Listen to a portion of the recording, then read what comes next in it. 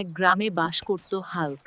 Hulk খুব গরিব ছিল, কিন্তু তার সবচেয়ে প্রিয় সম্পত্তি ছিল তার একমাত্র মুরগি। এই মুরগিটাই আমার সংসারের ভরসা। ডিম বিক্রি করে আমার সংসার চালাই। হঠাৎ গভীর রাতে একটি শিয়াল সন্তর্পণে উঠোনে প্রবেশ করে। ঘরের ভেতর মুরগি দেখে সে একটিকে ছোঁ মেরে তুলে নিয়ে যায়। হায় হায় রে, আমার মুরগি ছিয়ালে নিয়ে গেল রে, আমার সব শেষ। হায় হায় রে, আমার মুরগি। আমার একটা মাত্রই মুরগি ছিল। শিয়াল, কেন তুই এত নিষ্ঠুর? আহারে হাল্ক, শিয়ালটা বড় চালাক। যেভাবেই হোক শিয়ালটিকে ধরতেই হবে। এই কান্না শেষ নয়, আমি শিয়াল ধরবই।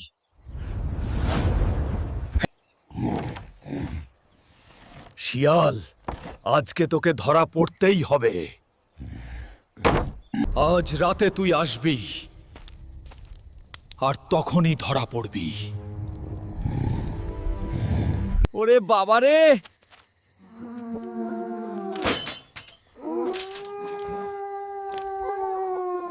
শিয়াল, ধরা পড়েছিস। এইবার আমার মুরগি চুরি বিচার হবে।